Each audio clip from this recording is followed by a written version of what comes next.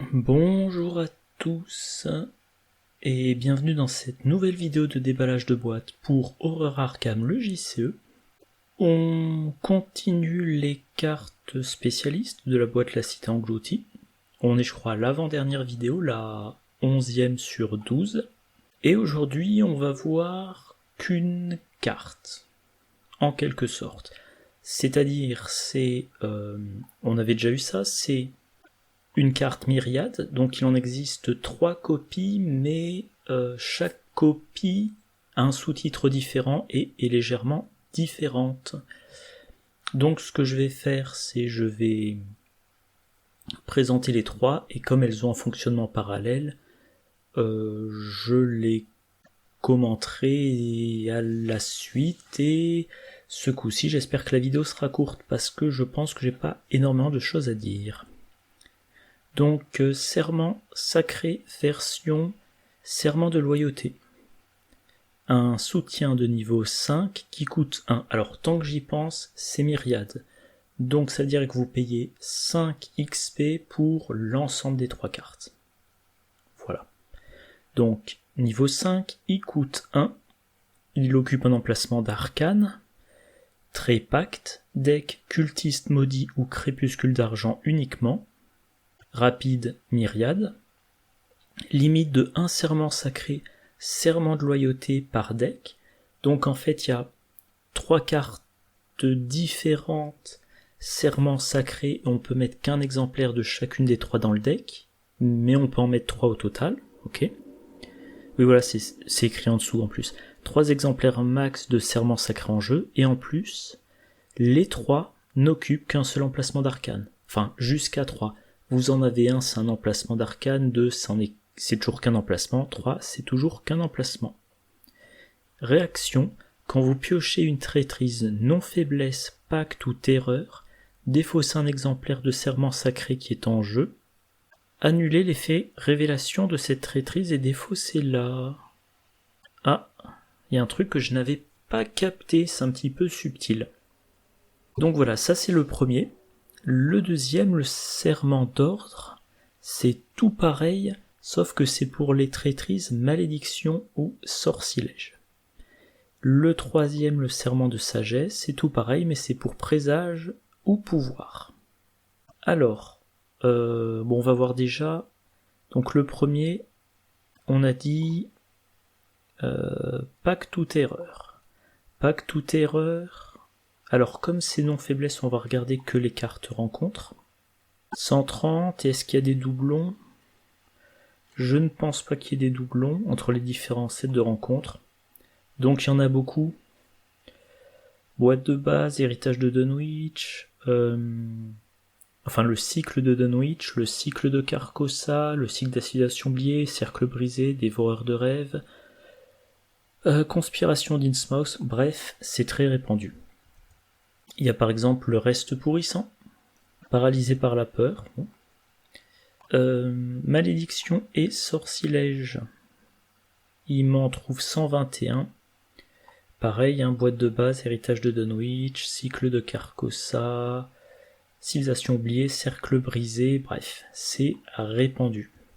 Notamment, on peut mentionner, ombre chasseresse, vision des avenirs passés, j'y reviendrai plus tard, et présage ou pouvoir, il y en a un petit peu moins, et pareil, on en trouve dans divers cycles. Voilà. Et c'est par exemple Antique Fléau ou Lumière d'Afor Gaumont. Ok, alors que peut-on dire sur cette carte? C'est une myriade, et plusieurs exemplaires se partagent un même emplacement. De ce point de vue-là, ça fait penser, je vais y arriver, l'œil de l'esprit.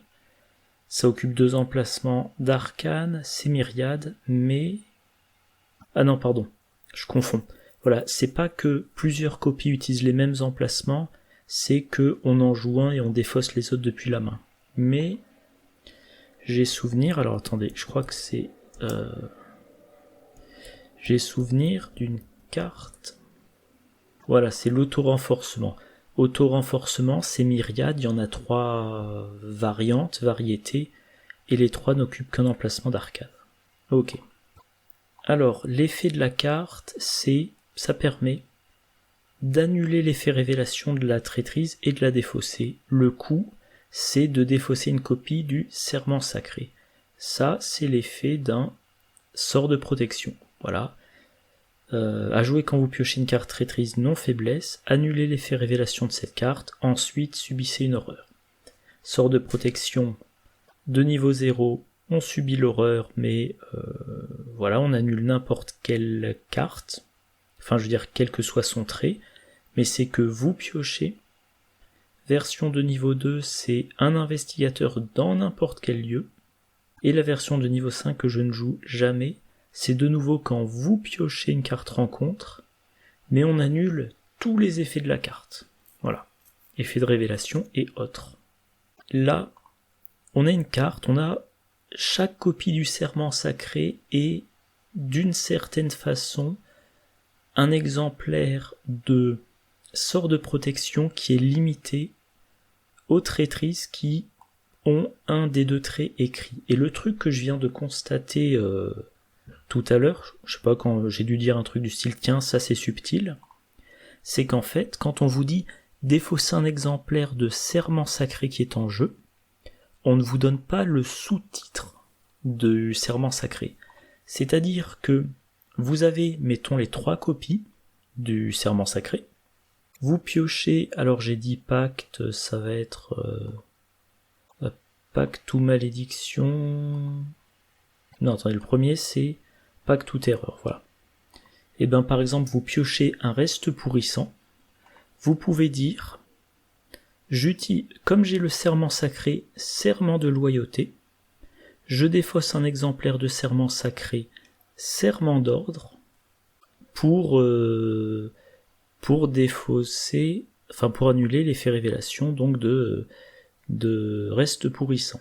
Voilà, c'est pas parce que vous utilisez cette carte que vous devez défausser cette carte. Vous utilisez cette carte, vous pouvez défausser un des deux autres. Donc si vous savez que vous jouez un scénario où il y a plein de traîtrises, pacte ou terreur, bah, vous défaussez les autres serments sacrés. En tout cas, moi c'est comme ça que je le lis, je vois pas de raison que je me trompe. Et donc, je vais revenir aux exemples que j'ai pris. Reste pourrissant, vous avez une volonté faible. Eh bien, vous avez peur de vous prendre 3 horreurs. Ben non, vous en affranchissez.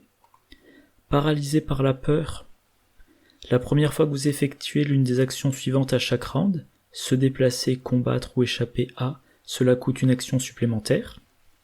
Forcé, à la fin de votre tour, effectuez un test de volonté difficulté 3. En cas de réussite, défaussé, paralysé par la peur. Si vous n'arrivez pas à réussir ce test, paralysé par la peur reste 2, 3, 5 rounds, et à chaque fois, il est assez probable que ça vous prive d'une action, donc ça finit par être très coûteux. Donc l'opportunité de s'en débarrasser au moment où on pioche, ça a une grande valeur. Ombre stress, soit dépense un indice, soit subir 2 dégâts. Les indices, c'est précieux, vous êtes peut-être justement pressé par le temps, vous voulez pas perdre vos indices. 2 dégâts, peut-être que ça vous vint. Si vous n'avez pas d'indice, vous devez choisir les 2 dégâts. Bon. Vision des avenirs passés. Effectuez un test de volonté difficulté 5. En cas d'échec, défaussez une carte du dessus de votre deck pour chaque point manquant. Potentiellement, vous meulez votre deck de 5 cartes. C'est dans le même comment ? Ah mince. Je sais plus comment on appelle ça. Le même lot de cartes, le même... Attends, je vais regarder, ça m'énerve de plus trouver le mot. Le même set de rencontres, voilà, c'est ça. C'est dans le même set de rencontres que Au-delà du voile. Au-delà du voile, ça vous dit, s'il n'y a aucune carte dans votre deck, subissez 10 dégâts et défaussez Au-delà du voile. Se faire meuler le deck se faire potentiellement meuler le deck de 5 cartes, ça fait peur souvent dans la campagne de Dunwich. Voilà. Antique fléau, une fatalité sur l'intrigue, c'est un round de perdu, quoi qu'il en soit, et s'il y a beaucoup de fatalités ailleurs que sur l'intrigue, ça peut vous faire perdre plusieurs rounds. Donc pareil, c'est s'affranchir de cette carte, ça a beaucoup de valeur. Lumière d'Afor Gaumont, vous devez l'attacher soit à l'intrigue en cours, soit à l'acte en cours, limite de 1 par intrigue acte, traiter tous les dégâts comme étant des dégâts directs et toutes les horreurs comme étant des horreurs directes. Ça peut faire très mal, surtout si l'intrigue dure longtemps, si vous mettez du temps à faire avancer l'acte. Vous avez fait un deck avec de l'encaissement de dégâts ou de l'encaissement d'horreur, vous ne pouvez plus utiliser ça. C'est au mauvais moment, la lumière d'Afor Gaumont, c'est extrêmement vulnérant, on va dire. Voilà. Et bah voilà, ça c'est le cœur de la carte, c'est du sort de protection. Maintenant, un autre truc à remarquer, cette version-là, elle a les icônes volonté, agilité, icône libre. Volonté, force, icône libre. Volonté, intelligence, icône libre. Si vous avez les trois, vous avez à chaque fois, répartis sur les trois, vous avez sur chacune l'équivalent de 2 icônes de volonté, et sur une, 2 icônes de force, sur l'autre 2 icônes d'agilité, sur la troisième 2 icônes d'intelligence. Et bien préparé. Voilà, avec bien préparé, et les 3 copies du serment sacré en jeu, vous avez un +2 à n'importe quel test de compétence, jusqu'à ce que vous défaussiez les serments sacrés, bien évidemment. Et c'est tout ce que j'ai à dire sur la carte. Le coût en XP, je vais y revenir, c'est un coût total de 5 XP pour 3 utilisations d'un sort de protection conditionné par le trait. Mais, avantage, le sort de protection, faut l'avoir dans la main au bon moment. Faut être capable de le payer au bon moment. Si par exemple vous faites un deck cacher son jeu et que vous veillez à n'avoir aucune ressource, il se peut que vous ne puissiez pas jouer le sort de protection. Serment sacré, dès que vous pouvez, vous le jouez, et vous l'utilisez quand c'est nécessaire. Et ça me fait penser que je vais rajouter une carte. Voilà. Qu'est-ce que j'allais dire d'autre ? Ah oui, le sort de protection, par contre, lui, a l'avantage de pouvoir être attaché à Diana Espérance. Dans le deck approprié, avec Diana Espérance, à chaque round, si vous la rechargez en secret, à chaque round, vous dites « Non, j'annule la révélation de cette traîtrise ». Voilà. Bon, tout ce que j'ai à dire sur la carte. Maintenant, qui y a accès ? Ces investigateurs-là. Et alors le premier, c'est Rex Murphy parallèle. Bon, alors Rex Murphy en lui-même, rien de spécial à dire. Par contre, sa carte signature, alors je l'ai jamais joué Rex Murphy parallèle, donc je n'avais plus en tête sa carte signature, et elle vous dit, donc c'est un événement qui coûte 1, pour chaque indice sur Rex Murphy, jusqu'à un maximum de 5, vous pouvez soit piocher une carte, soit placer cet indice sur votre lieu et renvoyer dans votre main n'importe quelle carte de votre pile de défausse. Donc moi, juste avant de lancer l'enregistrement, je croyais que ça c'était la carte signature de Rex Murphy classique, et lui sa carte c'est piocher X cartes, X étant le nombre d'indices sur Rex Murphy jusqu'à un maximum de 5. Et moi je me disais, ah oui, recherche de la vérité, ça fait beaucoup piocher, ça augmente les chances d'avoir rapidement les 3 serments sacrés en jeu. Et puis je me suis rendu compte que c'était la version avancée, et la version avancée, elle a aussi ce petit effet-là. Placez un indice, et l'effet vous le faites pour chaque indice que vous possédez, avec une limite de 5, placez l'indice sur votre lieu et renvoyez dans votre main n'importe quelle carte de votre pile de défausse. Donc, vous jouez vos 3 copies de serments sacrés, vous les défaussez quand vous les utilisez, et ensuite, avec recherche de la vérité, vous remettez les 3 copies dans votre main. Et si vous avez plus de 3 indices, alors ça vous fait poser vos 3 indices sur votre lieu, ou alors vous utilisez la capacité de Rex Murphy et à la place vous mettez des pions maudits dans la réserve du chaos. Mais voilà, une fois par tour de deck, avec recherche de la vérité, et pour un chercheur, un tour de deck, ça peut être rapide. Donc une fois par tour de deck, vous les récupérez. Donc au lieu de partir du principe que sur une partie, vous annulerez une traîtrise, pacte ou terreur et une malédiction ou sortilège et une présage ou pouvoir, c'est pas une fois par partie, c'est une fois par tour de deck si tout se passe bien. Et si vous avez 5 indices, bon, ça en solo ça arrivera pas, en duo peu probable, plutôt en trio, mais les 2 autres indices vous servent à piocher des cartes. Donc encore une fois, faire tourner votre deck plus vite. Et il faut que je vérifie un truc, à quoi il a accès. Ouais. Ok. Donc voilà, Rex Murphy, il est très bon parce qu'il fait de la récup. Enfin de la récup, je veux dire de la récursion de cette carte-là. Calvin Wright, alors je l'ai dit plusieurs fois dernièrement, le truc avec lui c'est qu'on veut qu'il soit assez blessé en dégâts et en horreur pour être performant.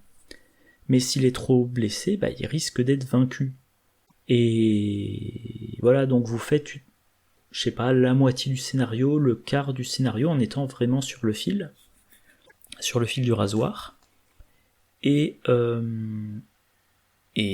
ça l'intéresse de s'affranchir des cartes traîtrises qui pourraient le vaincre.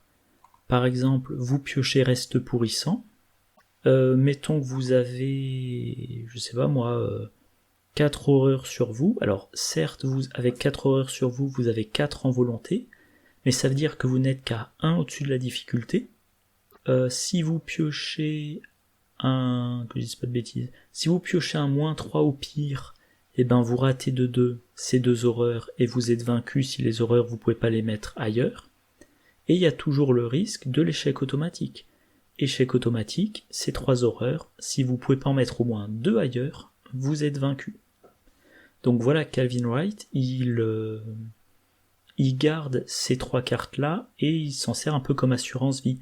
Dès qu'il voit une carte traîtrise qui lui dit avec le mauvais pion KO, t'es vaincu, il dit non, je ne résous pas la révélation. Voilà. Patrice Eufeué, c'est un petit peu comme pour Rex Murphy parallèle. Première chose, lors de chaque phase d'entretien, au lieu de piocher une carte, défaussez toutes les cartes non faiblesse de votre main et piochez jusqu'à avoir 5 cartes en main. Donc vous faites tourner votre deck vite. Alors, deck de 42 cartes, plus les 3 cartes de l'exigence du deck. Donc au total, c'est 45 cartes.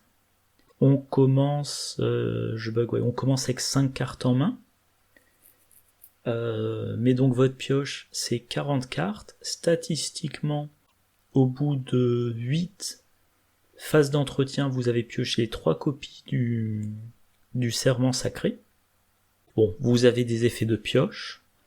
Donc, pareil, très rapidement, vous allez pouvoir les rejouer. Et il y a aussi autre chose, le signe des anciens. +1, après la fin de ce test, vous avez le droit de mélanger toutes les cartes de votre pile de défausse, sauf une, dans votre deck. Donc c'est même pas tous les tours de deck, c'est-à-dire tous les 8 rounds, j'ai de nouveau accès au serment sacré. Si vous résolvez assez rapidement le signe des anciens, vous dites toutes les cartes de ma défausse sauf une, dont 1, 2 ou 3 copies du serment sacré, je les remélange dans mon deck. Voilà. Et donc oui, si vous voulez vous jouer dans une équipe qui joue avec la bénédiction d'Isis, Patrice, elle a des cartes survivantes, donc elle a de très bonnes cartes pour générer des pions bénis. Quelqu'un dans son lieu a la bénédiction d'Isis pour transformer 2 pions bénis en un pion béni plus un signe des anciens, et voilà, elle mélange, encore et encore, les serments sacrés dans son deck. Wendy Adams, j'ai rien de particulier à dire. Preston Fairmont non plus, Amina Zidane non plus, Diana Stanley. Diana Stanley, voilà. Donc Diana Stanley, son truc, c'est l'annulation. Ou l'ignorance. Bref, le fait d'annuler ou d'ignorer des effets de cartes. Chaque fois qu'elle fait ça, elle peut placer la carte qui a annulé ou ignoré un effet sous sa carte investigateur. Immédiatement, elle pioche une carte et gagne une ressource, de l'économie, et le deck qui tourne. Et pour chaque carte qu'il y a sous elle, elle gagne plus en volonté. Elle part de 1 et elle peut monter donc jusqu'à 6 en volonté. Donc, mettre 3 cartes dans son deck qui font de l'annulation, c'est intéressant, je vérifie. Voilà, vous défaussez ça pour annuler l'effet révélation. Donc vous annulez. Je vérifie quand même la formulation. Après qu'une carte a annulé. Alors, relisons attentivement. Je vais les mettre, voilà, côte à côte, ce sera plus simple. Ah mince, c'est pas la bonne. Ça m'énerve cette fonctionnalité. Voilà. Donc, le coup, c'est de... Alors, il faut piocher la traîtrise et défausser le serment sacré. Donc, en coup, vous défaussez le serment sacré. Vous défaussez le serment sacré, effet, vous annulez. Après avoir annulé le serment sacré, vous le glissez sous Diana Stanley. Et moi, même ça, j'y avais pas pensé, je pense à un autre truc. Mais voilà. Vous avez annulé, vous avez pioché une carte, vous avez gagné une ressource, vous avez gagné plus en volonté, mais sa carte signature, la lame du crépuscule, elle vous dit, donc il y a l'effet combattre, mais elle vous dit aussi, vous avez le droit de jouer ou ah non, pardon, c'est des événements. Ok, j'ai rien dit. Donc, j'étais en train de dire des bêtises. Donc voilà, le serment sacré, probablement, vous n'allez pas l'attacher sous Diana Stanley, mais en tout cas, ça fait pour elle encore plus d'effets d'annulation. Donc, ça ne déclenche pas sa réaction, par contre, c'est de l'annulation. Et un point intéressant avec Diana Stanley, c'est assez rapide. Ok, donc en fait, voilà, j'allais encore dire une bêtise. J'allais dans la conclusion dire le problème de serment sacré, c'est qu'il faut les actions pour les jouer. Mais non, c'est rapide. Ok. Par contre, jouer les 3 copies, c'est 3 ressources. Diana Stanley peut utiliser toujours sur ses gardes de niveau 1 pour jouer les 3 serments sacrés. Alors certes, elle dépense une action au lieu de 0, mais elle dépense 0 ressources au lieu de 3. À voir. Voilà. Voilà, et... seulement 26 minutes. Et je vais faire la conclusion. Petit bilan sur cette carte-là. Encore une fois, comme pour beaucoup de cartes de spécialistes, c'est assez direct, j'ai pas trouvé de super combo, c'est une carte, pour 5 XP, vous avez 3 fois un sort de protection qui a l'avantage de pas infliger d'horreur, qui a l'avantage de pas nécessiter de l'avoir en main au bon moment, qui a comme inconvénient de n'être qu'un sort de protection de niveau 0, quand on préfère la version de niveau 2 pour protéger les autres, qui a le défaut de ne pas permettre de récursion d'être utilisé à plusieurs reprises avec Diana Espérance. Et donc cette carte-là, si on veut en obtenir le meilleur, il faut réussir à l'utiliser plusieurs fois dans une partie.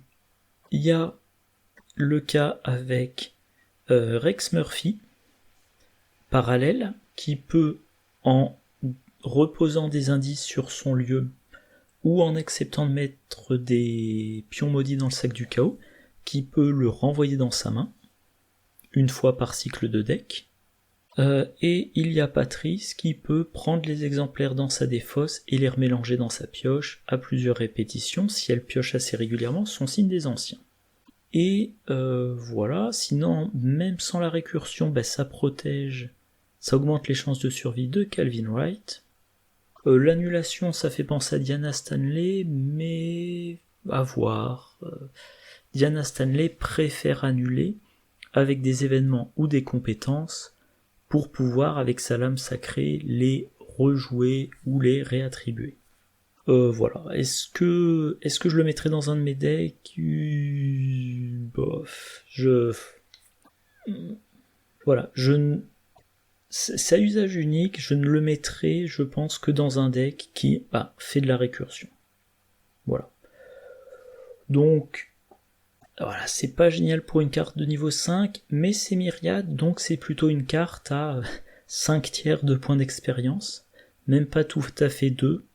Ouais, je suis pas enthousiaste. Et puis aussi un truc, c'est 3 emplacements de deck.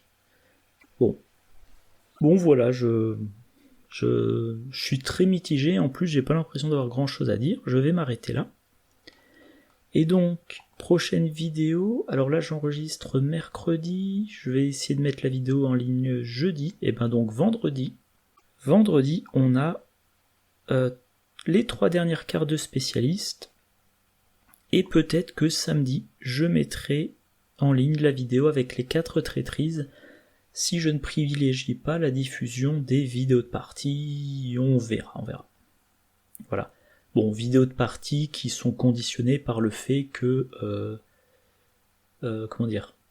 souvent je fais une partie, il y a un bug bloquant, je le signale, et je ne peux continuer l'enregistrement qu'une fois que le bug a été corrigé. Et là, tout à l'heure, je pensais qu'un bug avait été corrigé, je me lance dans la deuxième partie de l'enregistrement, et le bug n'est pas corrigé. Donc il faudra que j'attende qu'on me dise oui voilà, ce coup-ci marche, que je teste et voilà, donc je ne sais pas trop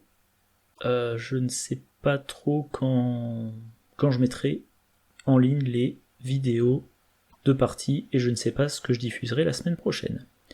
Toujours est-il que moi je vous souhaite une bonne journée, une bonne soirée, de bonnes parties et je vous dis à la prochaine. Au revoir.